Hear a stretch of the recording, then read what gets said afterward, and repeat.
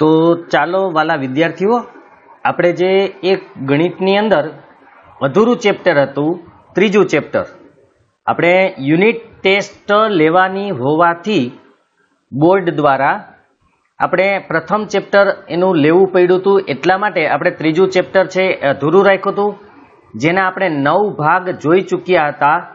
આજે 10મો ભાગ છે અને એમાં આપણે આલેખની રીત અને આદેશની રીત એ 2 રીત જોયેલી હતી. હવે આપણે ત્રીજી લોપની રીત આજે જોવાની છે. તો ચાલો આપણે આગળ અભ્યાસ કરીએ. તો લોપની રીત, લોપની જે રીત છે, લોપ શબ્દ આપણે ઘણી વખત સાંભળેલો શબ્દ છે અલોપ.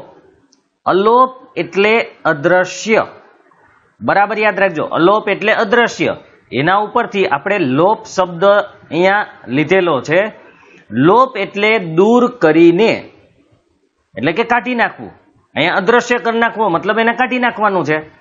તો આપણે એક નવી રીત શીખવાની છે.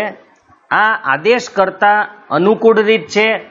મોટે ભાગે જ્યારે કોઈ પણ રીતનું નામ ન આપેલું હોય અને આપણે જો કોઈ રીત કરવાની હોય તો લોપની રીત કરી શકાય. હા, બાકી જેને જે રીત ફાવતી હોય તે રીતે પણ કરી શકશે, પણ મોટે ભાગે આ જ રીતનો વધુ ઉપયોગ થતો હોય છે. પણ તમને ફાવતી કોઈ પણ રીતનો ઉપયોગ કરી શકો છો. આપણે ઉદાહરણ 11 અહીંયા જોવાનું છે. તો આપણે ઉદાહરણ 11 જોઈએ. ઉદાહરણ 11, બે વ્યક્તિની માસિક આવકનો ગુણોત્તર 9:7 છે અને તેમના માસિક ખર્ચનો ગુણોત્તર 4:3 છે. જો દરેક વ્યક્તિ માસિક રૂપિયા 2000ની બચત કરે તો તેમની માસિક આવક શોધો. હવે બરાબર અહીંયા જોજો કે બે વ્યક્તિ છે એટલે આપણે ધારવામાં કોઈ પ્રોબ્લેમ નથી. અહીંયા આવક પણ છે, ખર્ચ પણ છે અને બચત પણ છે. તો હવે કેવી રીતે આપણે સમીકરણ બનાવવાનું છે, કેવી રીતે ધારવાનું છે એ પહેલા જોઈ લઈએ. સૌથી પહેલા ધારો કે બે વ્યક્તિની આવક અનુક્રમે રૂપિયા 9x અને રૂપિયા 7x છે. ક્યાંથી આવ્યું? તો કે આવકનો જે ગુણોત્તર હતો એમાંથી આપણે લીધેલું છે. એટલે આવક માટે આપણે x લીધેલો છે. હવે 9:7 હોવાથી પહેલો વ્યક્તિ છે એ 9x ની આવક ધરાવશે, બીજો વ્યક્તિ છે તે 7x ની આવક ધરાવશે. માટે બે વ્યક્તિની આવક અનુક્રમે 9x અને 7x છે.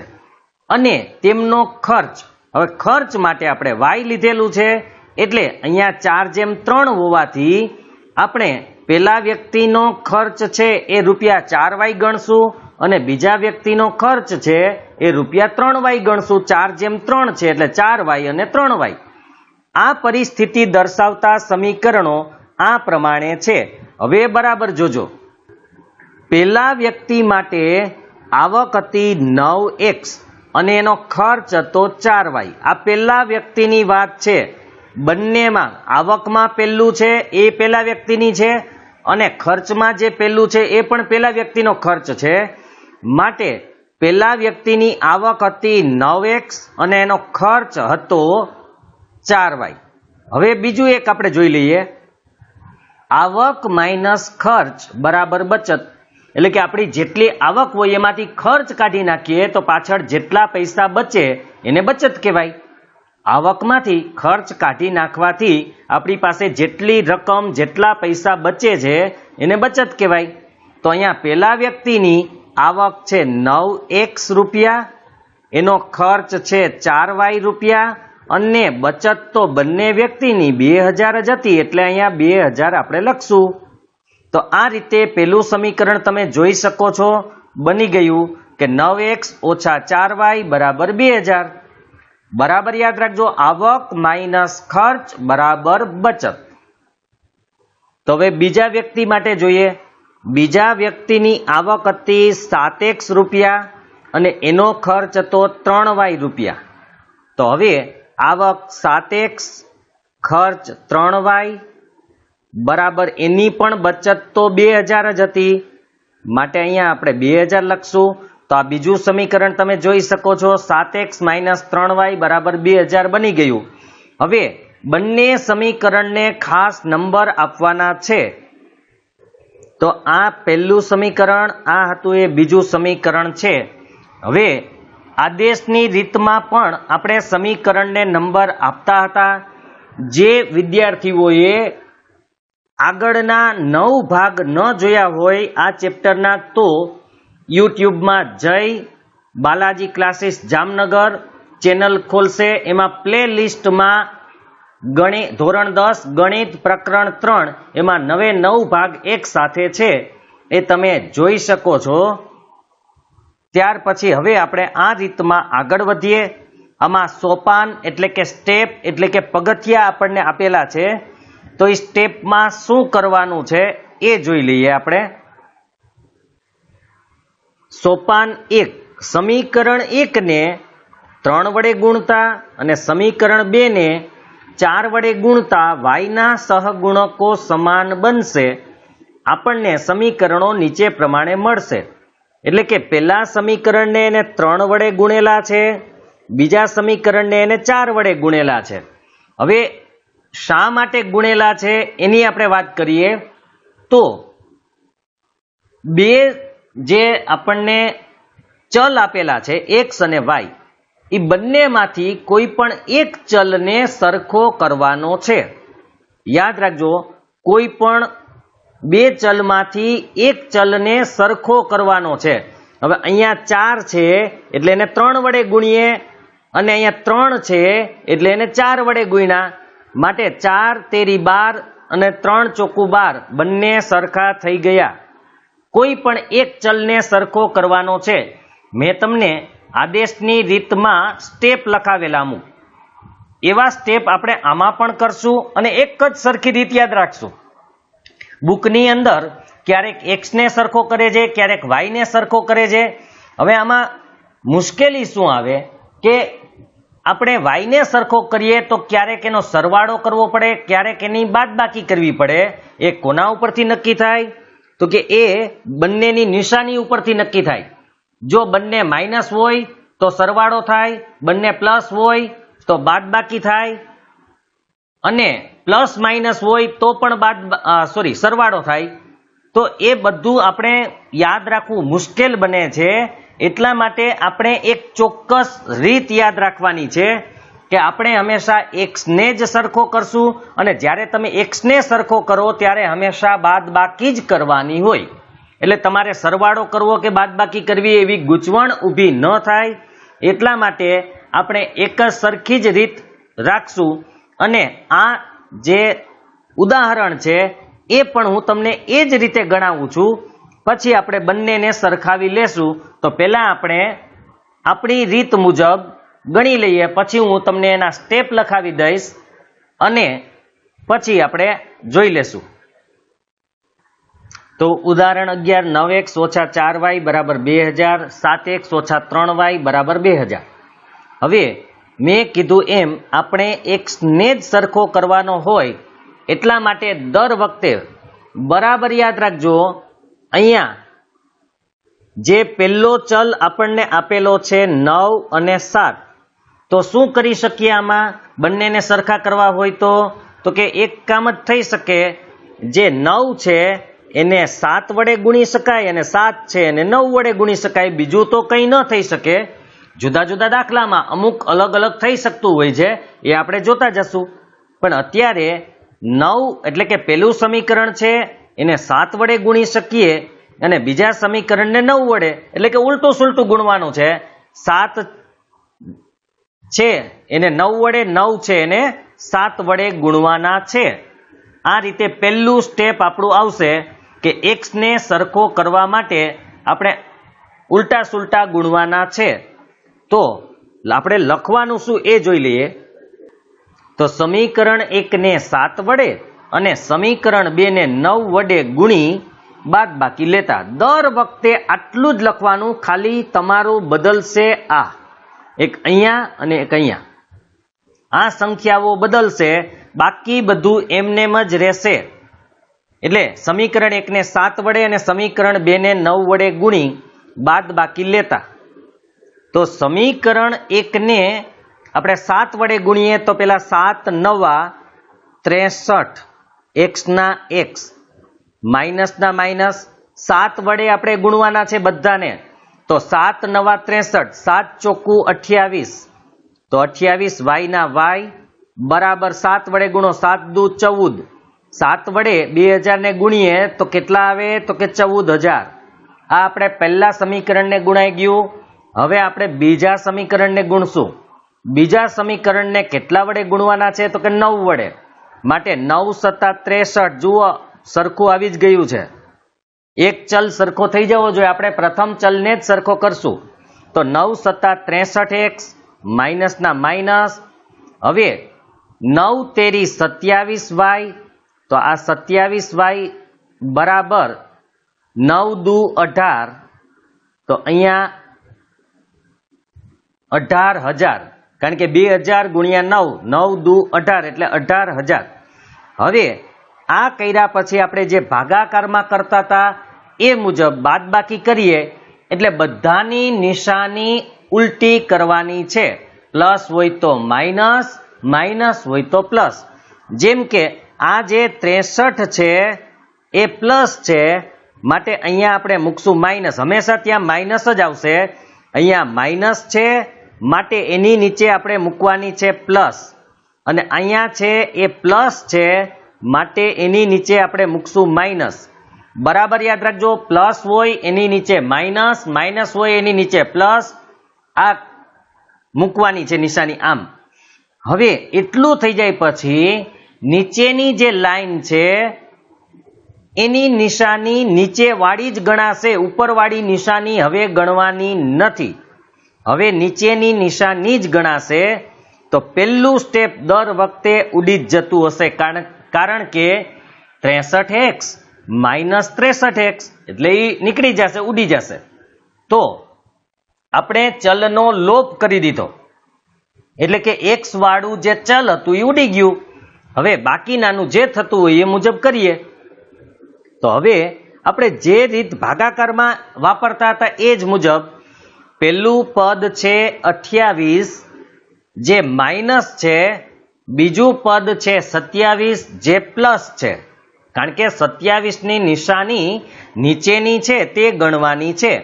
માટે ઓછે વત્તે કેવા થાય તો કે ઓછે વત્તે ઓછા. બરાબર યાદ રાખજો, ઓછે વત્તે ઓછા. ઓછાનો મતલબ બાદ બાકી. તો 28y માંથી 27y જાય તો કેટલા y વધે તો કે 1y વધે. નિશાની મોટાની એટલે માઇનસ. બરાબર ના બરાબર. હવે અહીંયા પણ એ જ રીતે 14000 છે એ પ્લસ છે, 18000 છે એ માઇનસ છે. માટે વત્તે ઓછે ઓછા. 18000 માંથી 14000 જાય તો 4000 વધે. બરાબર યાદ રાખજો, 18 માંથી 14 જાય તો 4000 વધે. નિશાની મોટાની એટલે એ પણ માઇનસ આવશે. આમ બંને બાજુ માઇનસ આવ્યા. હવે શું કરીએ એ જુઓ. બંને બાજુથી માઇનસ કાઢી નાખશું. માટે y બરાબર 4000 મળશે. તો એનો મતલબ એવો થયો કે આપણને y ની કિંમત મળી ગઈ. એટલે કે અહીંયા ખર્ચ મળી ગયો છે. બંને વ્યક્તિનો નથી મળ્યો, પણ y ની કિંમત મળી ગઈ. હવે y ની કિંમત તમે સમીકરણ 1 માં મૂકી શકો અથવા 2 માં પણ મૂકી શકાય. 1 માં મૂકશો તો પણ x ની કિંમત મળશે, 2 માં મૂકશો તો પણ x ની કિંમત મળશે. પણ મેં કીધું તો એમ આપણે ફિક્સ જ રાખવાનું છે. આપણે હંમેશા સમીકરણ 1 માં જ કિંમત મૂકશું, એટલે આપણને x ની કિંમત મળી જશે. એટલે આપણે દર વખતે આ મુજબ લખશું y બરાબર 4000 સમીકરણ 1 માં મૂકતા. એટલે અહીંયા y ની જે કિંમત આવે એ સમીકરણ 1 માં આપણે મૂકવાની છે. આ આપણું પહેલું સમીકરણ હતું 9x ઓછા 4y બરાબર 2000. હા, તમે એવું પણ કરી શકશો આપણે જ્યારે આગળ દાખલા ગણીએ ત્યારે કે y ની જગ્યાએ સીધી એની કિંમત મૂકવી હોય તો મૂકી શકાય. એટલે એક સ્ટેપ આપણે ન કરીએ તો પણ ચાલે. આ તો પહેલી વખત છે એટલે મેં અહીંયા લખેલું છે, નહીતર પછી આપણે ડાયરેક્ટ આ સ્ટેપ જ કરવાનું રહેશે. તમે આ સ્ટેપ સીધું પણ કરી શકો છો. પહેલું સ્ટેપ ન લખવું હોય તો ડાયરેક્ટ અહીંથી શરૂઆત તમે કરી શકો છો કે 9x ઓછા 4, વાયની જગ્યાએ વાયની કિંમત આપણે જે આપેલી છે 4000 તે મૂકેલી છે, બરાબર 2000. તો 9x ના 9x ચોકે ચોકે 16 એટલે કે 16000 બરાબર અહીંયા 2000. આમ એક જ ચલ અહીંયા વધેલો છે. હવે તો 9x આ બાજુ રાખવાનું છે કારણ કે x આપણે શોધવાનો છે, માઇનસ 16000 છે એ સામે લઈ જશું એટલે પ્લસ થઈ જશે. તો સામે 2000 હતા, આ બાજુથી માઇનસ 16000 આવે તો કેવા થાય તો કે પ્લસ 16000. આમ એ પ્લસ લખાઈ ગયા. હવે 9x ના 9x 2000 વત્તા 16000 એટલે ટોટલ 18000. 2000 વત્તા 16000 બરાબર ટોટલ 18000. હવે આપણે કોની કિંમત શોધવાની છે તો કે x ની. માટે x વાળું પદ જે છે એ રાખીએ, એનો સહગુણક એટલે કે આગળ જે ગુણે છે એને સામે લઈ જઈએ. તો અહીંયા ગુણે છે, સામે લઈ જઈએ તો ભાગે. કોણ ગુણે છે તો કે 9. માટે x બરાબર 18000 જે હતા એ એમનેમ એના છેદમાં 9. માટે x બરાબર 9 દુ 18 બરાબર યાદ રાખજો. 9 દુ 18 એટલે 2000 આવશે. 9 એકુ 9, 9 એકુ 9, 9 દુ 18. પાછળ 3 0 મૂકવાના છે એટલે 1 2 ને 3 0 મૂકી દીધા. માટે x ની કિંમત પણ આપણને મળી ગઈ. હવે આ તો x ની કિંમત અને y ની કિંમત આપણને મળી, એને આપણને માસિક આવક પૂછેલું છે તો આપણે એ પણ શોધી લઈએ. તો પહેલા વ્યક્તિ માટે અને બીજા વ્યક્તિ માટે આપણે માસિક આવક શોધવાની છે. પ્રથમ વ્યક્તિની આવક આપણે ઉદાહરણની જ્યારે શરૂઆત કરી, બુકનું જે આપણે જોયું એની અંદર એને ધારેલું હતું કે ધારો કે પ્રથમ વ્યક્તિની જે આવક છે એ 9x હતી, કારણ કે અહીંયા 9/7 એની આવક હતી. એટલે આવક માટે આપણે x ધારેલું એટલે 9x અને 7x આવેલું. તો અહીંયા પેલા વ્યક્તિની જે આવક છે એ 9x છે. તો આ 9x ના 9x, 9 ના 9, x ની કિંમત આપણને મળી છે 2000. માટે પેલા વ્યક્તિની આવક થાય 9 દુ 18000 રૂપિયા. બરાબર યાદ રાખજો, એની આવક છે 18000 રૂપિયા. હવે એવી રીતે બીજા વ્યક્તિની આવક, તો બીજા વ્યક્તિની આવક 7x રૂપિયા હતી. માટે 7 ના 7, x ની કિંમત તો 2000 જ છે. તો અહીંયા 7 દુ 14000. તો બીજા વ્યક્તિની આવક છે 7 દુ ને 14000 રૂપિયા. પહેલા વ્યક્તિની 18000, બીજા વ્યક્તિની 14000. તો આ રીતે આપણે દાખલો ગણવાનો છે. તો ખાસ દાખલામાં હવે આ તો આપણે અડધેથી જ ગણેલો છે એટલે કે ધારેલું નથી, ડાયરેક્ટ સમીકરણનો ઉપયોગ. પણ તમારે લોપની રીતમાં સમીકરણ બની જાય પછી શું કરવાનું, સમીકરણ બનાવવાનું તો આપણે આગળ શીખી ગયા છીએ. સમીકરણ બની જાય પછી આપણે શું કરી શકીએ તો એના માટે આપણે જોવાનું છે. તો સૌથી પહેલા સમીકરણને બે નંબર 1 અને 2 આપી દેવાના છે. ત્યાર પછી એના આગળનો જે ભાગ છે અહીંયા તમારે x ના પદને જોવાનું છે કે x ને આપણે સરખા કરવા હોય તો શું કરી શકાય. જોજો x ને સરખા કરવા માટે કેટલી રીતો છે એ પણ આપણે એક સાથે જોઈ લઈશું. તો અત્યારે પહેલા x ને સરખા કરવા માટે શું કરી શકાય તો કે પહેલા સમીકરણને જો તમે 7 વડે ગુણો અને બીજા સમીકરણને જો તમે 9 વડે ગુણો તો x સરખો થઈ જાય. આપણે x ને જ સરખો કરવાનો છે એ યાદ રાખજો. તો સમીકરણ 1 ને 7 વડે, સમીકરણ 2 ને 9 વડે ગુણી બાદ બાકી લેતા. તો તો પહેલાને આપણે 7 વડે ગુણ્યું એટલે 7 નવા 63, 7 ચોખ્ખું 28, 7 દુને 14, તો આ બની ગયું. ત્યાર પછી આપણે બીજા સમીકરણને 9 વડે ગુણ્યા તો 9 સત્તા 63, 9 તેરી 27, 9 દુ 18, તો બીજું સમીકરણ આપણું બન્યું. પછી શું કરવાનું હતું તો કે નિશાની ચેન્જ કરવાની છે, કારણ કે બાદ બાકી છે. એટલે પહેલા તો હંમેશા અહીંયા માઇનસ જ આવશે, આ ખાસ યાદ રાખજો. પછી અહીંયા જેવી નિશાની હોય એની ઉલટી નિશાની કરવી, માઇનસ છે એટલે પ્લસ કર્યા. અહીંયા કઈ નિશાની ઉપર નહોતી એટલે એ પ્લસ ગણાય, તો આપણે માઇનસ કર્યા. પછી પહેલું પદ હંમેશા કટ કરી દેવાનું છે દર વખતે, એટલે કે ઉડાડી દેવાનું છે. પછી વધ્યું એમાં ઉપરવાળું માઇનસ હતું, નીચેવાળું પ્લસ, એટલે ઓછે વત્તે ઓછા. 28 માંથી 27 જાય તો 1 y વધે, એટલે ખાલી y લખશું. નિશાની મોટાની, મોટા 28 હતા અને કેવા હતા તો કે માઇનસ, એટલે આપણે માઇનસની નિશાની મૂકી. બરાબર અહીંયા ઉપરવાળું પદ છે એ પ્લસ હતું, નીચેવાળું પદ છે એ માઇનસ હતું, માટે વત્તે ઓછે, તો કે વત્તે ઓછે ઓછા, એટલે આપણે બાદ બાકી કરી. 18 માંથી 14 જાય તો 4000. નિશાની મોટાની, મોટા છે 18, 18 માઇનસ છે, માટે આપણે માઇનસ 4000 કર્યા. બંનેની માઇનસની નિશાની આપણે કાઢી નાખી, એટલે y બરાબર 4000. તો દર વખતે તમને પેલા y મળશે જ. y મળી જાય એને હંમેશા સમીકરણ 1 માં મૂકવાનો છે, એટલે આપણને x ની કિંમત મળશે. તો y ની જે કિંમત હતી એ સમીકરણ 1 માં મૂકી, જ્યાં y હતો ત્યાં. પછી સાદુરૂપ આપ્યું, ચોકે ચોકે 16000, 16000 માઇનસ હતા, સામે લઈ ગયા એટલે પ્લસ થયા. બંનેનો સરવાળો 18000 આવ્યો. 9 અહીંયા ગુણતા હતા, સામે જાય તો ભાગે. 18000 ને 9 વડે ભાગીએ એટલે 9 દુ 18, પાછળ 3 0 એટલે 2000. આમ x ની કિંમત આપણને મળી ગઈ. તો x ની આ કિંમત છે એ એની આવક શોધવા માટે આપણે ઉપયોગ કરવાનો હતો, તો એમાં આપણે મૂકી દઈએ. તો પ્રથમ વ્યક્તિની આવક 9x હતી, એટલે x ની જગ્યાએ આપણે 2000 મૂક્યા, માટે 9 દુ 18000 રૂપિયા આવક થઈ. બીજા વ્યક્તિની આવક 7x હતી, એમાં આપણે x ની જગ્યાએ 2000 જ મૂકવાના હતા, એટલે 7 દુને 14000 એની આવક થઈ. તો હવે આટલા સ્ટેપ યાદ રાખવાના છે. હું સ્ટેપ તમને લખાવી જ દઈશ, સ્વાધ્યાય ચાલુ થાય એની પહેલા લખાવીશ, પણ અત્યારે યાદ રાખવા માટે કે સૌથી પહેલા x ને સરખો કરવો.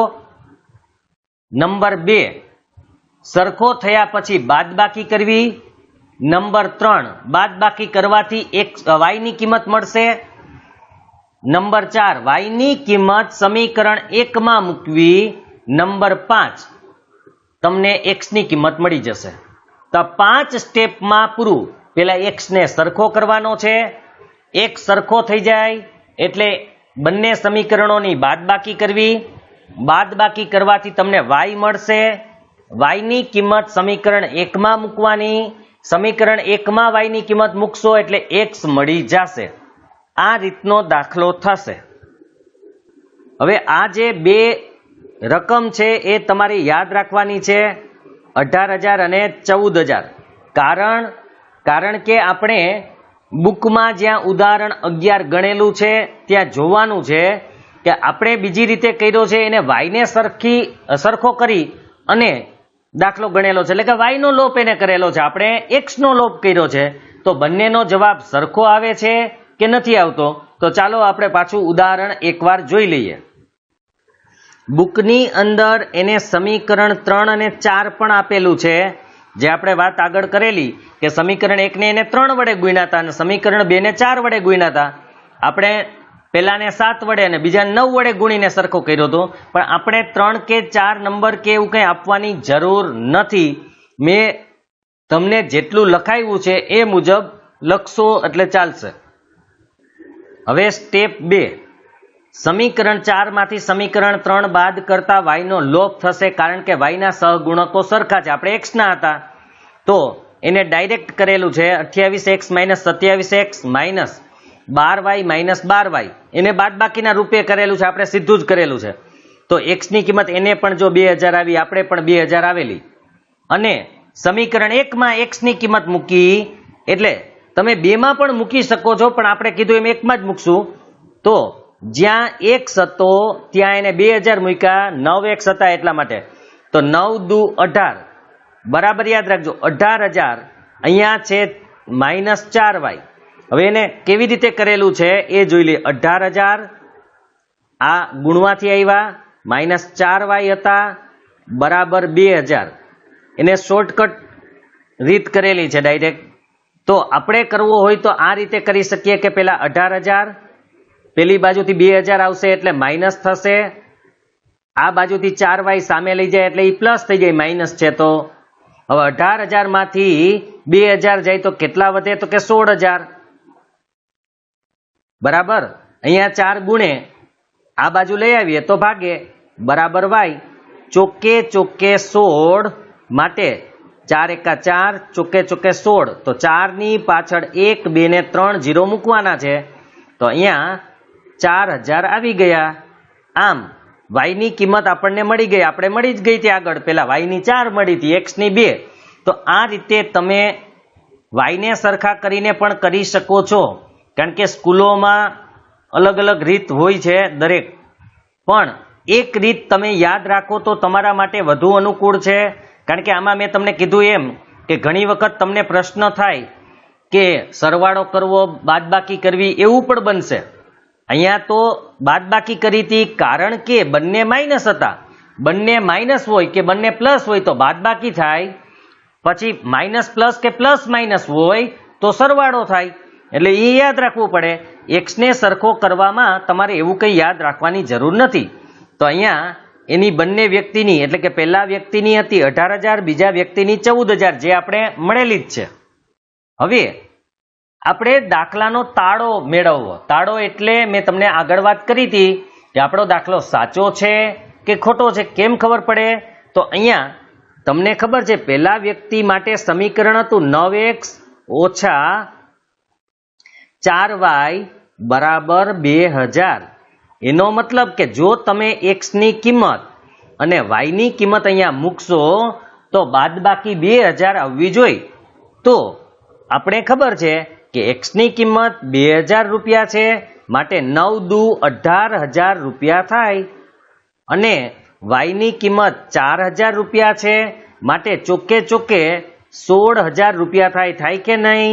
કારણ કે y ની 4000, 4000 ગુણ્યા 4 એટલે કેટલા થાય, તો કે 16000. તો 18 માંથી 16 જાય તો 2000 આવે છે, તો કે હા. એવી જ રીતે બીજા વ્યક્તિ માટે પણ આપણે કરી શકીએ.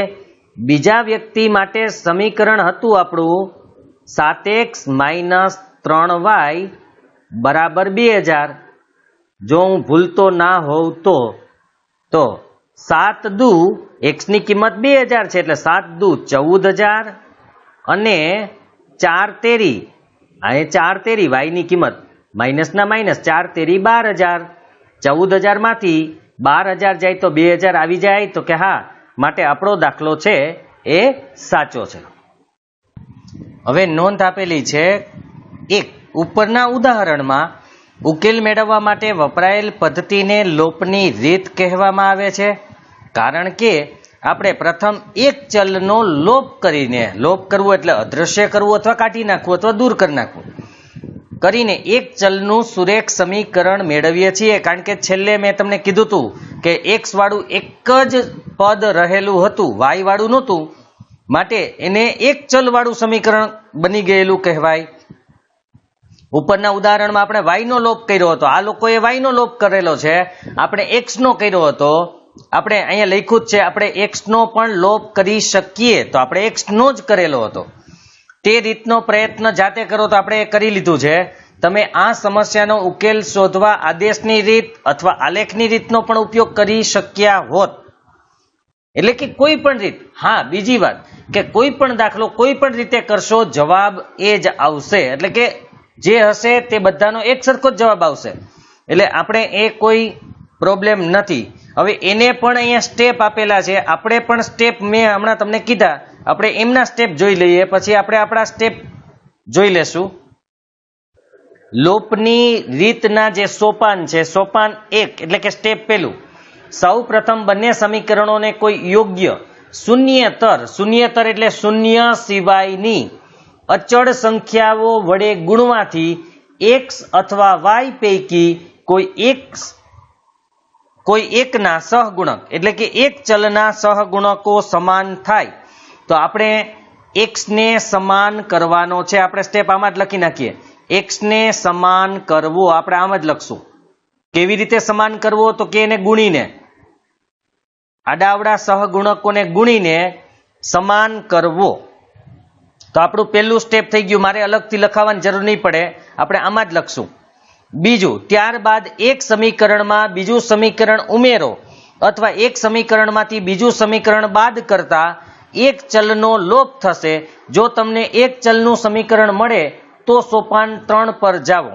હવે એને શું કીધું? કાં ઉમેરો કાં બાદ કરો. આપણે શું કરવાનું છે? બંને સમીકરણોની બાદબાકી કરવાની છે. બરાબર, બીજું સ્ટેપ યાદ રાખજો. બંને સમીકરણની શું કરવાની છે? બાદબાકી.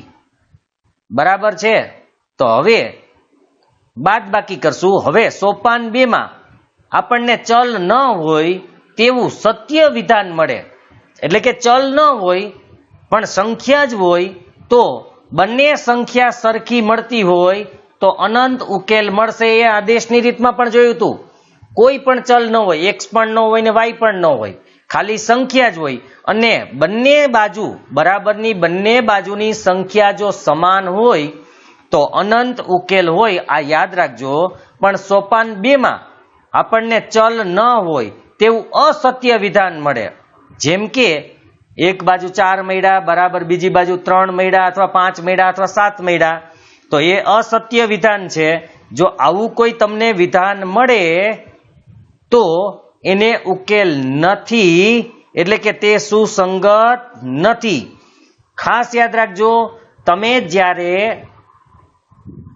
ચલને સરખા કરી દેશો અને બાદબાકી કરશો, આપણે બાદબાકી જ કરવાની છે, એટલે બાદબાકી કરશો અને જો બરાબરની બંને બાજુની સંખ્યા સમાન આવી જાય તો અનંત ઉકેલ, અને બરાબરની બંને બાજુની સંખ્યા આડી અવળી હોય અથવા એટલે કે સરખી ન હોય તો એ સમીકરણ યુગ્મને ઉકેલ નથી, એટલે કે સુસંગત નથી. હવે 3 નંબરનું સોપાન છે કે એક ચલ સુરેખ સમીકરણ ઉકેલતા આપણને એક્સ અથવા વાય કોઈ એક ચલની કિંમત મળશે તો આપણને કોની મળશે? વાયની. કેમ? આપણે એક્સ નો લોપ કરેલો છે એટલા માટે.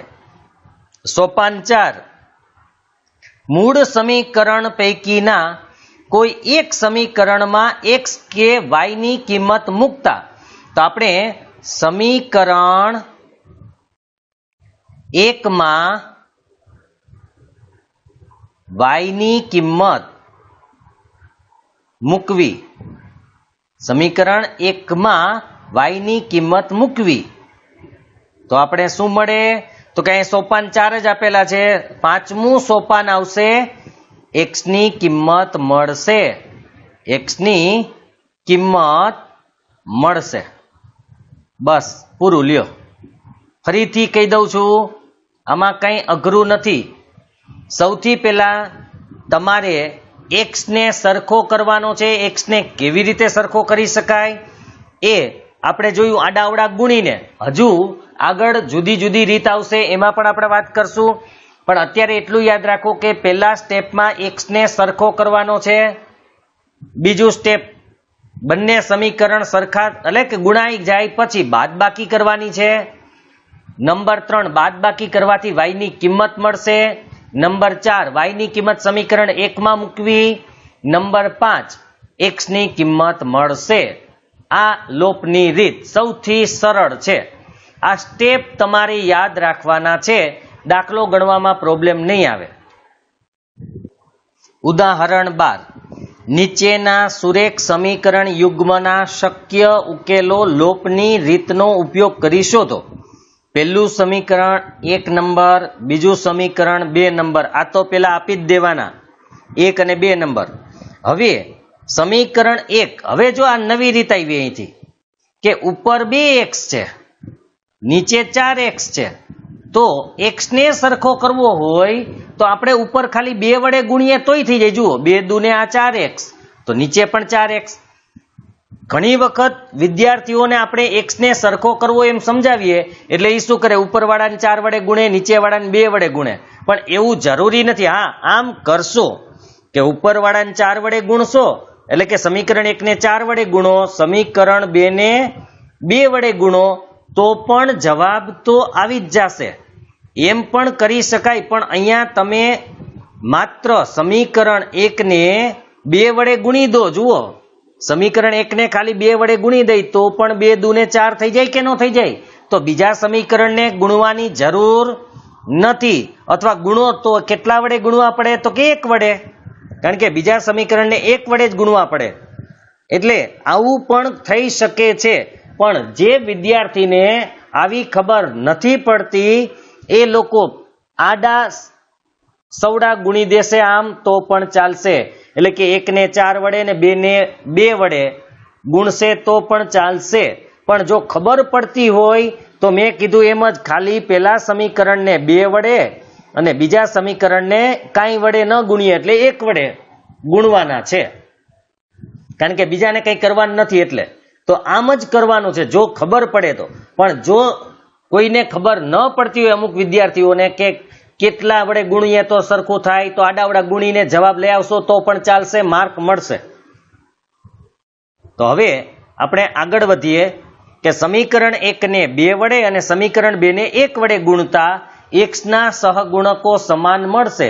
આવું આપણે લખવાનું નથી, આ તો આમાં ઉદાહરણ છે. એટલે આપણને આ સમીકરણો આ પ્રમાણે મળશે. તો પહેલું સમીકરણ હતું 2x + 3y = 8. એને 2 વડે ગુણ્યા. જુઓ, તો 2 દુ 4x, 2 તેરી 6y અને 2 અઠ્ઠા 16. તો આપણે પહેલા સમીકરણને 2 વડે ગુણવાથી આપણને ત્રીજું સમીકરણ, પણ આપણે ત્રીજાની જરૂર જ નથી એટલે આપણે ત્રીજું ચોથું લખવાની કોઈ જરૂર નથી, સીધી આપણે બાદબાકી જ કરવાની રહેશે. બીજું સમીકરણ 4x + 6y = 7, જે એમનેમ જ છે, કારણ કે બીજા સમીકરણને આપણે માત્ર 1 વડે ગુણેલા છે. તો હવે સોપાન 2, સમીકરણ 3 માંથી સમીકરણ 4 બાદ કરતા, તો એ લોકો ડાયરેક્ટ બાદ નથી કરતા. આપણે ડાયરેક્ટ કરવું હોય તો આપણે આ રીતે કરશું, માઇનસ પ્લસ છે એટલે માઇનસ, અહીંયા પણ પ્લસ છે એટલે માઇનસ. તો 4x તો આપણા ઉડી ગયા, પણ અહીંયા 6y ઉડી ગયા. જુઓ, તો વધ્યું કેટલું? તો કે 4x ઉડી ગયા, 6y ઉડી ગયા. તો આ બાજુ કાંઈ ન વધ્યું એટલે વધે 0. અને 16 - 7, 16 માંથી 7 જાય તો 9 વધે. તો મેં શું કીધું હતું કે બંને બાજુની સંખ્યા કેવી છે? અલગ અલગ હોય તો બંને બાજુ અલગ અલગ સંખ્યા છે, એટલે કે એક બાજુ 0 છે, એક બાજુ એ 9 છે. માટે આ વિધાન અસત્ય એટલે કે ખોટું છે. માટે આપેલ સમીકરણ યુગ્મને ઉકેલ નથી. તો જેમાં ઉકેલ ન હોય એમાં આ રીતનું આવશે. બરાબર યાદ રાખજો, બંને બાજુની સંખ્યા સરખી નહીં આવે. અને બીજી વાત કે જે વિદ્યાર્થીઓને ગણિત વધારે ફાવતું નથી એ આ ચેપ્ટરના દાખલા કરી લેજો, કારણ કે આમાં એક સરખી રીતના દાખલાઓ છે, સ્ટેપ મુજબ છે. થોડીક વધારે પ્રેક્ટિસ કરજો, વિડીયો વધારે જોજો કે કેમ સ્ટેપ કરે છે. ન ખબર પડે તો મેં કીધું તેમ પાછું રિવર્સ કરી અને ફરીથી જુઓ કે શું કર્યું. એ જ રીતે તમે પણ કરવાનો પ્રયત્ન કરો, તમને આવડી જશે. આમાં એટલી કોઈ અઘરી રીતો નથી, માત્ર સ્ટેપ તમારે યાદ રાખવાના છે કે કઈ રીતમાં કયા સ્ટેપ કરવા. તો હવે આપણે ઉદાહરણ 13 જોઈએ. ઉદાહરણ 13, 2 અંકોની એક સંખ્યા અને તે સંખ્યાના અંકોની અદલા બદલી કરતા મળતી સંખ્યાનો સરવાળો 66 છે. જો તે સંખ્યાના અંકોનો તફાવત 2 હોય તો તે સંખ્યા શોધો. આવી કેટલી સંખ્યાઓ છે? હવે આ બધી વાત આપણે શોધતા પહેલા કે સમજતા પહેલા આપણે બીજી એક વાત સમજવાની છે કે 2 અંકોની સંખ્યા, 2 અંકની સંખ્યામાં બરાબર યાદ રાખજો, એક અંક એકમ હોય અને એક અંક છે એ દશક હોય. દાખલા તરીકે અહીંયા એને એક સંખ્યા આપણને આપેલી છે 56. 56 નો મતલબ છે 50 વત્તા 6. જોજો બરાબર કેવી રીતે આવ્યા, તો કે 10 ગુણ્યા 5 વત્તા 6. તમે જ્યારે નાના ધોરણોમાં ભણતા હતા ત્યારે તમારે એક આવતું સ્થાન કિંમત, તમને સંખ્યા આપે એની સ્થાન કિંમત તમારે જણાવવાની હતી. તો બસ આ એ જ છે કે અહીંયા પહેલો અંક છે એકમ હોય, એકમ એટલે એમનેમ જ. બીજો અંક દશક હોય, દશકના અંકને હંમેશા 10 વડે ગુણવાનો હોય તો જેને દશક કહેવાય. માનો કે 356 હોત તો આને 100 નો અંક કહેવાય છે, બરાબર. એકમનો અંક, દશકનો અંક અને 100 નો. તો 100 નો અંક હોય 3, એને 100 વડે ગુણવા પડે એટલે 300, પછી 50, પછી 6 એટલે 356. તો આ રીતે પણ આપણે કરી શકીએ છીએ. તો ખાસ જોજો, આ સંખ્યા એટલે પેલા 10 લખવાના, 10 પછી દશકનો અંક, આ સૂત્ર છે યાદ રાખજો. 10 ગુણ્યા દશક વત્તા એકમ એટલે 2 અંકની સંખ્યા તમને મળી જાય. આ સૂત્ર ખાસ યાદ રાખજો. હું તમને એવું હશે તો પહેલા દાખલામાં લખાવીશ, પણ તમારે આ દાખલામાં લખવાની જરૂર નથી, ખાલી યાદ રાખવાનું છે કે 2 અંકની સંખ્યા આવે ત્યારે પહેલા તમારે એકમ અને દશક ધારવાના છે. એકમ અને દશક ધરાઈ જાય પછી આ ની અંદર એની કિંમત મૂકવાની છે કે 10 ગુણ્યા દશકનો અંક વત્તા એકમ એટલે તમને 2 અંકની સંખ્યા મળી જશે. તો હવે આપણે દાખલો જોઈએ, પણ દાખલો જોતા પહેલા હજુ એક વસ્તુ કે અહીંયા એક બીજું છે, અંકોની અદલા બદલી કરતા મળતી સંખ્યા. આવું તમને વધારે દાખલાઓમાં આવશે. અંકોની અદલા બદલી કરવાનો મતલબ છે એકમ હતો એને દશક કરી નાખો, દશક હોય એને એકમ. મતલબ કે અહીંયા એકમનો અંક 6 હતો અને દશકનો અંક 5 હતો, એને અદલા બદલી કરીએ તો એકમ 5 બની જાય અને દશક 6 થઈ જાય. તો 56 ના ઉલટી સંખ્યા એટલે કે અદલા બદલી કરવાથી મળતી સંખ્યા 65 છે. એવી રીતે 45 ની 54, 36 ની 63, 27 ની 72, 13 ની 31, 12 ની 21, આ બધી અદલા બદલી કરવાથી મળતી સંખ્યા છે. એકમ હોય એ દશક થઈ જાય, દશક હોય એ એકમ થઈ જાય, એટલે આપણે ઉલટી સંખ્યા મળે. આ ખાસ યાદ રાખજો. તો હવે આપણે દાખલાની શરૂઆત કરીએ. તો મેં તમને કીધું હતું કે અહીંયા આપણે 2 સમીકરણ મેળવવાના હોય. તો પહેલી લાઈન આપણા માટે છે એ આ આખી પહેલી લાઈન, આના ઉપરથી આપણે પહેલું સમીકરણ મળશે, બીજું સમીકરણ આના ઉપરથી મળશે. તો પહેલા આપણે પહેલું સમીકરણ કેવી રીતે મેળવીએ છીએ એના માટે પહેલા ધારી લઈએ, કારણ કે 2 અંક છે એટલે એકમ અને દશક ધારવાના. તો ધારો કે 2 અંકોની પ્રથમ સંખ્યાના દશકનો અંક અને એકમનો અંક અનુક્રમે x અને y છે, એટલે કે દશક x છે અને એકમ y છે, બરાબર. યાદ રાખજો. હવે આપણે દર વખતે એકમ x અને દશક y ધારશું, પણ વાંધો નહીં, અત્યારે આ મુજબ જઈએ છીએ. જેને જે ધારવું હોય તે ધારી શકે છે. તો દશક છે x અને એકમ છે એ y છે. તો પ્રથમ સંખ્યા દશાંશ રૂપમાં એટલે 10 વડે ગુણીને, તો પહેલી સંખ્યા અથવા તો તમે અહીંયા આટલું ધરાઈ જાય, આ લાઈન લખાઈ જાય પછી આવી રીતે લખી શકો છો કે માટે મૂળ સંખ્યા, દાખલાઓમાં આપણે આમ જ લખશું, માટે મૂળ સંખ્યા બરાબર 10 ગુણ્યા દશક, દશક કોણ છે તો કે x, વત્તા એકમ, એકમ કોણ છે તો કે y.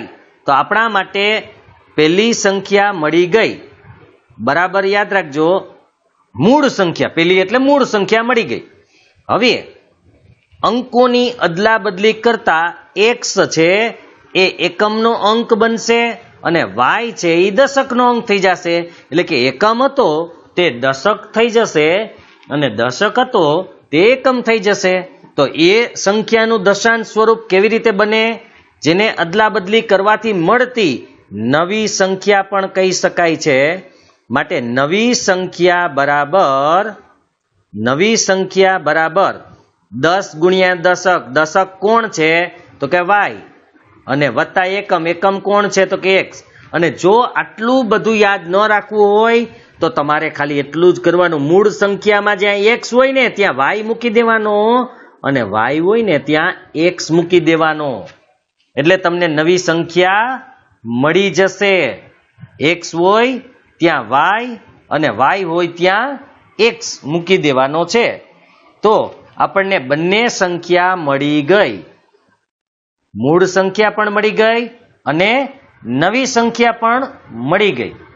હવે એને શું કીધું તું કે અદલા બદલી કરતા મળતી સંખ્યાનો સરવાળો 66, એટલે કે આ બંને સંખ્યાનો આપણે સરવાળો કરશું તો 66 આવશે. તો અહીં તમે જોઈ શકો છો મૂળ સંખ્યા પ્લસ નવી સંખ્યા બરાબર 66. યાદ રાખજો પેલું સમીકરણ, હજી સમીકરણ આપણે મેળવવાનું છે.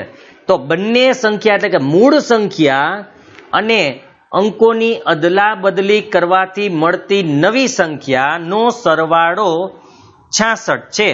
તો 10x વત્તા y વત્તા 10y વત્તા x બરાબર 66. હવે તમારે આમાં જે થતું હોય એ કરવાનું છે, આપણે જોઈ લઈએ.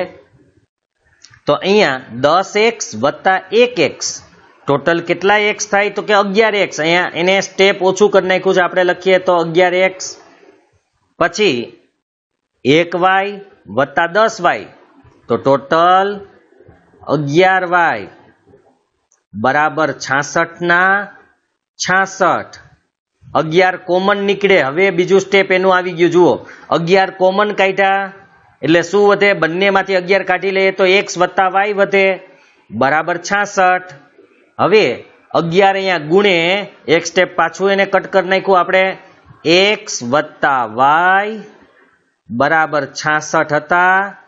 11 આગળ ગુણતા હતા, સામે જાય તો ભાગે, માટે x વત્તા y બરાબર 66 ને 11 વડે ભાગીએ તો કેટલા આવે તો કે 6.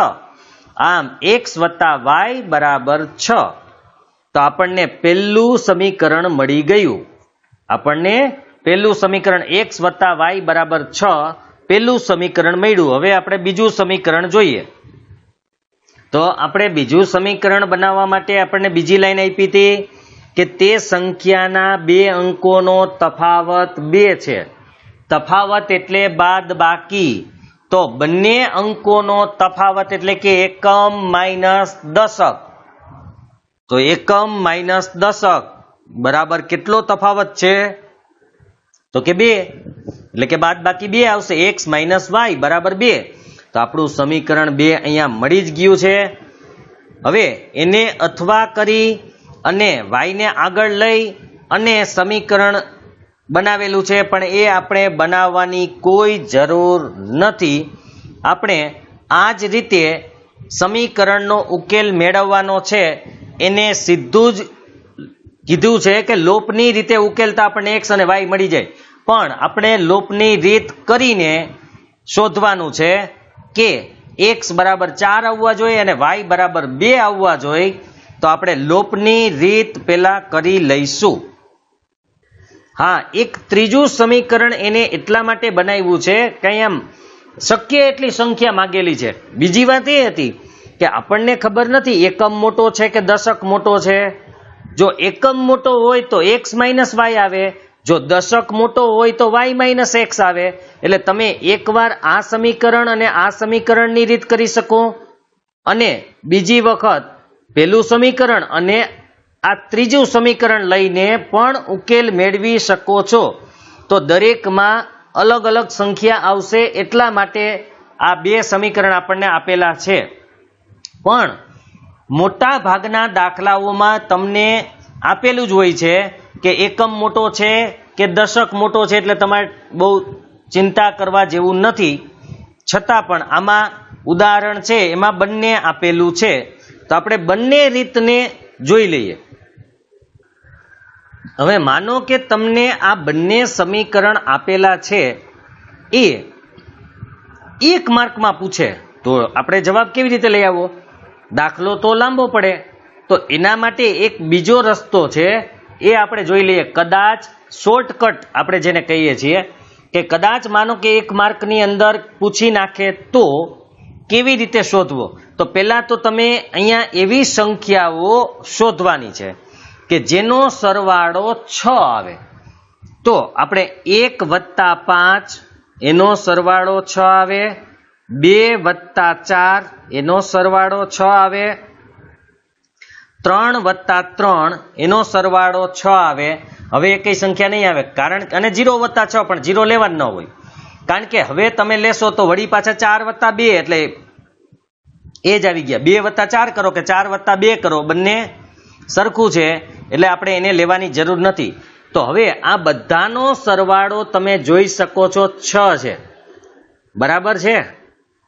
તો હવે બીજું જુઓ કે આમાંથી આ જે સંખ્યાઓ આપણને મળી એમાંથી કોની બાદબાકી 2 આવે છે, તો આની બાદબાકી કરીએ તો 5 માંથી 1 જાય તો 4, આની બાદબાકી કરીએ 4 માંથી 2 જાય તો 2, આની બાદબાકી કરીએ 3 માંથી 3 જાય તો 0, તો 2 વાળું આ છે. તો એનો મતલબ છે કે આપણી સંખ્યા મળી ગઈ 2 અને 4.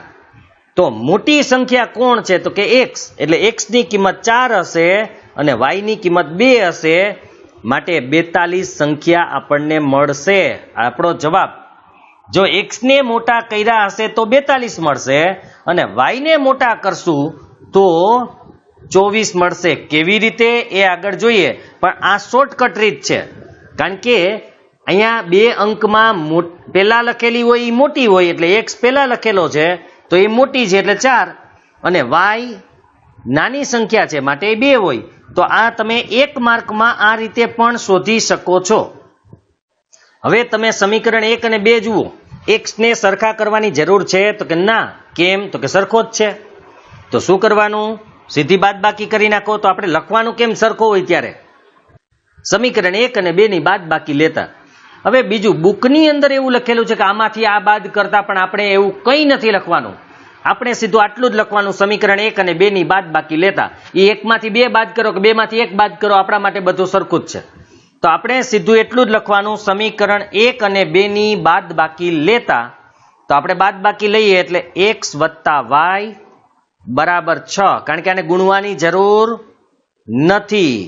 તો x ઓછા y બરાબર 2, બાદબાકી કરીએ એટલે અહીંયા માઇનસ છે એટલે પ્લસ, આ પ્લસ છે એટલે માઇનસ. પહેલું આપણું કટ થઈ જાય. બીજું y વત્તા y, કેટલા y આવ્યા, તો કે 2y.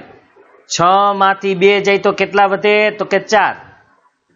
હવે 2 ગુણે સામે જાય તો ભાગે, તો y બરાબર 4 ભાગ્યા 2. તો y બરાબર 2 આવી ગયા. જુઓ, હમણાં આપણે 42 જોયું હતું એમાં આ આવી ગયા. તો હવે y બરાબર 2 સમીકરણ 1 માં મૂકતા આપણે ડાયરેક્ટ જ કરીએ છીએ અત્યારે સીધું જ. તો સમીકરણ 1 માં મૂકતા એક સમીકરણ હતું x વત્તા y બરાબર 6. તો x ના x, y ની જગ્યાએ 2 બરાબર 6, માટે x બરાબર 6 માઇનસ 2, એટલે x બરાબર કેટલા આવ્યા, તો કે 4. આમ x ની કિંમત આપણને મળી ગઈ.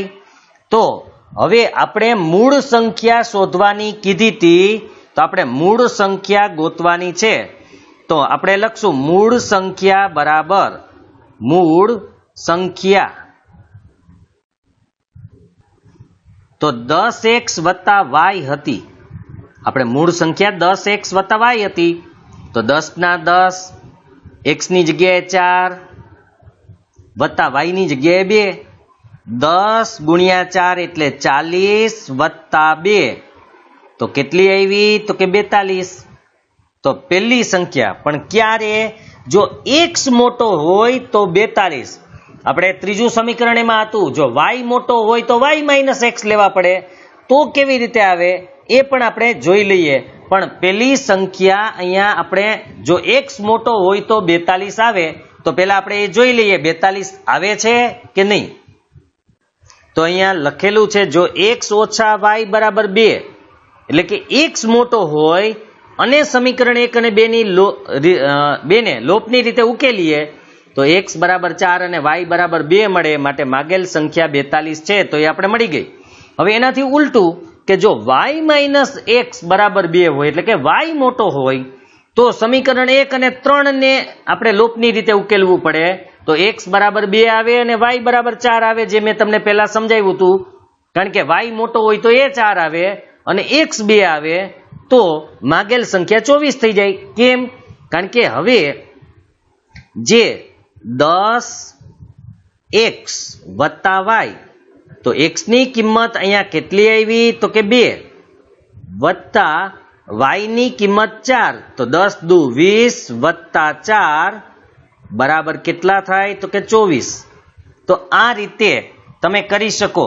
હવે જો તમને પહેલા અને ત્રીજા સમીકરણને લોપની રીતે કેમ ઉકેલવું એ જોવું હોય તો આપણે એ જોઈ લઈએ. કારણ કે કદાચ તમને ઉલટું સુલટું છે એટલે અલગ લાગતું હોય તો કોઈ પ્રોબ્લેમ નથી, આપણે એ જોઈ લઈએ. આ રીતે આપણી પાસે સમીકરણ છે. તો આપણે પહેલું સમીકરણ જે છે એને આપણે આમ લખીએ તો તમને કોઈ વાંધો નહીં આવે. x વત્તા y લખો કે y વત્તા x લખો, શું ફેર પડે? તો કે કંઈ ફેર નથી પડતો. માટે y વત્તા x બરાબર 6, સમીકરણ નંબર 1. બીજું સમીકરણ છે એ એમને રાખો. તો હવે તમને આ ઉકેલવાનું સરળ પડશે, પણ બરાબર જોજો. મેં તમને શું કીધું હતું કે x ને સરખો કરવો, પણ અહીંયા પેલું પદ છે y છે તો y ને સરખો કરવાનો, તો y સરખો જ છે. જુઓ તો સીધું શું લખવાનું કે સમીકરણ 1, અને જો કે આને 3 નંબર આપ્યો છે પણ હું તમારી સરળતા માટે 2 નંબર આપું છું કે આવી રીતે કરવો હોય તો, y મોટો હોય તો સમીકરણ 1 અને 2 ની સીધું લખવાનું છે બાદબાકી લેતા. તો આપણે હું સીધી અહીંયા જ અત્યારે બાદબાકી કરીને સમજાવી દઉં છું. તો માઇનસ હોય એટલે પ્લસ, માઇનસ આ ઉડી ગયું, x વત્તા x એટલે 2x. ઓમાં કર્યું તો એમ જ, ખાલી x ની જગ્યાએ y ને y ની જગ્યાએ x આવી ગયો છે. 6 માંથી 2 જાય તો 4, 2 ગુણે સામે જાય તો ભાગે એટલે 4 ભાગ્યા 2, માટે x ની કિંમત 2 આવી ગઈ. હવે x ની કિંમત જે 2 આવી એ તમે સમીકરણ 1 માં મૂકી દો. તો સમીકરણ 1 માં આપણે અહીંયા આ ટાઈપનું લીધું છે, એટલે તો y ના y વત્તા x ની જગ્યાએ 2 બરાબર 6, y વત્તા x બરાબર 6. તો y બરાબર 2 પ્લસ છે, સામે જાય તો માઇનસ થાય, y બરાબર 4. તો આપણને y મળી ગયું. આપણે આગળ જે સંખ્યા મૂકી હતી કે 10x વત્તા y, તો 10 દુ 20 વત્તા 4 એટલે 24, તો મળી ગયું. તો આ રીતે આપણે કરી શકીએ તેમ છીએ. તો હવે આપણે સ્વાધ્યાય 3.4 પહોંચી ગયા છીએ. આમ તો આજે મારે આ વિડીયો થોડો લાંબો બનાવવો હતો, કારણ કે વધુ દાખલા થઈ શકે એટલા માટે. પણ હવે સ્વાધ્યાય 3.4 આવ્યા છીએ, એટલે હવે જો પહેલો દાખલો કરીએ એનો, તો એમાં પણ 4 પેટા દાખલાઓ છે, એટલે વધારે વાર લાગશે તો વિડીયો વધારે મોટો થઈ જશે. એટલા માટે આપણે નેક્સ્ટ ભાગમાં જોઈશું. કારણ કે અહીંયા 4 દાખલા છે એટલા માટે નહીં, પણ તમે અહીંયા એક જોઈ શકશો કે 4 દાખલા છે, એ 4 દાખલાને લોપની રીત અને આદેશની રીત બંને રીતે કરવાના છે. બરાબર યાદ રાખજો, લોપની રીતે તો ગણવાના જ છે, સાથે સાથે આદેશની રીત. એટલે કે આમ જોવા જઈએ ને તો 4 ની જગ્યાએ 8 દાખલા છે, કારણ કે 4 લોપની રીતે અને 4 આદેશની રીતના, એટલે 8 દાખલા જેવું થાય છે. એટલે આજનો વિડીયો લાંબો નથી કરતા, પણ જો બનશે તો કાલનો કરી નાખશું, કારણ કે આ 4 દાખલાઓ છે 2 રીતે કરવાના છે. ત્યાર પછી બીજો દાખલો છે, એમાં 5 દાખલાઓ છે કે જેનો આપણે ઉકેલ મેળવવાનો છે. એમાં એને અહીંયા ચોખવટ પણ કરેલી છે કે શક્ય હોય તો લોપની રીતે શોધો, એટલે કે આપણે લોપની રીતે જ ઉકેલ મેળવવાનો છે. એ આપણે જોઈ લેશું. તો આપણે નેક્સ્ટ પાર્ટની અંદર સ્વાધ્યાય 3.4 જોવાનું છે. આમાં હજુ ઘણા સ્વાધ્યાયો પણ છે, અને ચોકડી ગુણાકારની રીત છે, પછી મિક્સ રીત જે સુરેખ સમીકરણ બનાવીને આવશે એ પણ છે. તો હજુ આપણે ઘણું બાકી છે. આ 10મો ભાગ તો ઓલરેડી અત્યારે આપણે થઈ ગયો, હજુ ઘણા ભાગ બની શકે એમ છે. એટલે બનશે તો હવે આપણે મોટા ભાગ બનાવવાનું કરશું કે જેથી ઓછા ભાગમાં પતે, કારણ કે ચેપ્ટર બહુ મોટું છે. અને આ ચેપ્ટર પછી આપણે આંકડાશાસ્ત્રનું જે ચેપ્ટર છે એ જોઈ લેશું, શક્ય હશે તો, કારણ કે એ થોડું સહેલું પણ છે અને માર્ક લેવા હોય તો એ અનુકૂળ પણ છે. જે વિદ્યાર્થીઓએ ખાલી પાસ થવું હોય એના માટે કેટલા ચેપ્ટર કરવા જોઈએ એ આપણે ગણતરી કરી અને જોઈ લેશું, કારણ કે એ ચેપ્ટર પણ સહેલું છે, આ ચેપ્ટર પણ જેને પાસ થવું એને બીજું બહુપદીના ભાગાકાર વાળું જે હતું એ પણ સરળ છે. એટલે બીજું, ત્રીજું, પછી આપણે જે સંભાવના અને આંકડાશાસ્ત્ર, આવા ઘણા હજી ચેપ્ટરો છે કે એ તમે 4-5 ચેપ્ટર કરી લેશો તો પણ પાસ થવામાં અનુકૂળતા રહે છે. કારણ કે આપણે ખબર છે કે દર વર્ષે સૌથી વધારે બોર્ડમાં ગણિતમાં વિદ્યાર્થીઓ નાપાસ થતા હોય છે, પણ ગણિતમાં આસાન છે પાસ થવું. ખાલી અમુક જ ચેપ્ટર તમે સારી રીતે કરી લો તો તમે આરામથી પાસ થઈ શકો એમ છો. ખાસ કરીને જેટલા પ્રમેય છે એ પ્રમેય કરી લેવાનું, રચનાનું એક ચેપ્ટર કરી લેવાનું, સંભાવના, આંકડાશાસ્ત્ર ત્રીજું અને બીજું, એટલે તમે એનો હિસાબ, એના માર્ક જોજો તો તમે ટોટલ કરશો તો આસાનીથી પહોંચી શકશો. 27 માર્ક આપણે જે લેવાના હોય છે પાસ થવા માટે, 80 માંથી આપણે 27 માર્ક લેવાના હોય તો એમાં તમે આસાનીથી પહોંચી શકશો. એ આપણે પછી હિસાબ કરીને જોઈ લેશું કેટલા ચેપ્ટર કરવા. પણ જે ચેપ્ટર સહેલા હોય, અને ખાસ એક વસ્તુ, જે ચેપ્ટર કરો એ આખું ચેપ્ટર કરવું, કારણ કે આખું ચેપ્ટર કરશો તો એમાંથી જેટલા માર્કનું પૂછાતું હોય એટલું તો તમને આવડી જ જાય અને એટલા માર્ક તમને આવી જ જાય. ઘણી વખત શું કરતા હોય વિદ્યાર્થીઓ, અમુક સહેલું કરતા હોય પણ કદાચ એ સહેલું ન પૂછાય તો એક ચેપ્ટર આખું કરેલું હોય, બધી રીતના દાખલા તમને આવડતા હોય તો તમારા માટે પાસ થવું તો સહેલું છે. પાસ થવું સહેલું હોય ને પછી માર્ક વધારે લઈ આવવા વધારે સારું પડે, કેમ કે પહેલા આપણે પાસ થવાના ચેપ્ટર કરી લઈ, પછી જેટલા ચેપ્ટર કરશો એ તમારા માર્ક વધારવા માટેના હશે. તો એ આપણે જોશું કે પછી કયા ચેપ્ટર કરવા. તો આપણે નેક્સ્ટ પાર્ટમાં સ્વાધ્યાય 3.4 જોશું. અને જો વિડીયો તમને પસંદ આવેલો હોય તો લાઈક કરજો, અન્ય મિત્રો સાથે શેર કરજો, અને જે મિત્રોએ કે જે વિદ્યાર્થીઓએ સબસ્ક્રાઇબ ન કરેલું હોય એ સબસ્ક્રાઇબ કરજો, અન્યોને પણ સબસ્ક્રાઇબ કરવા માટે કહેજો. તો હવે આગળના ભાગમાં આપણે સ્વાધ્યાય 3.4 નો અભ્યાસ કરશું.